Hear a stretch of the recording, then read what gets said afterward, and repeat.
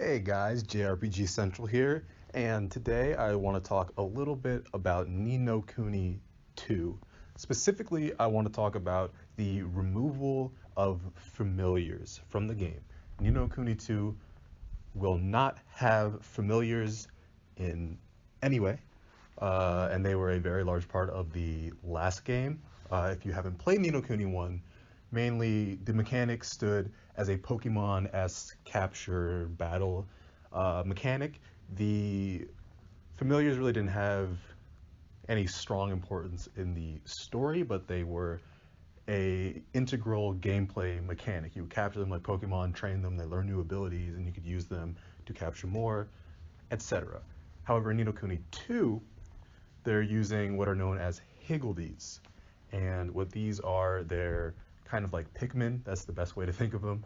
That are going to be scattered around the battlefield, and you run to each one, and they give you certain buffs when you were around them. And you can also command them to do certain spells, etc. And so, what I really want to address today is the fact that I don't feel that the removal of familiars and replacing them with the Higgledies is that big a deal. And I think one of the reasons that I personally feel this, is because, to be honest, I did not like the familiars. You what? I know. Don't don't dislike the video and unsubscribe yet. Let me explain myself. I think that what they're trying to do with Ni No Kuni 2 is that they're trying to speed up the gameplay, make the gameplay more exciting, make it feel more in your control. And you can do that with turn-based games as well too. It's not them switching to an action game. It's still a JRPG at its core. I mean, games like Persona 5 make you feel like you're always in control, but they're turn-based games, right? However, I feel like what Ni No Kuni 2 is trying to trim the fat of the combat of Ni No Kuni 1, which I thought the combat was the biggest flaw of Ni No Kuni 1. Because when you think about combat, it was kind of a mess when you wanted to get a certain ability out. You had to switch characters, and then you had to go through the D-pad to find the correct familiar, and then you had to throw them out. You had to go through like 3 separate animations just to get a certain character out, and then you had to flip through and get the specific ability. And it was a lot.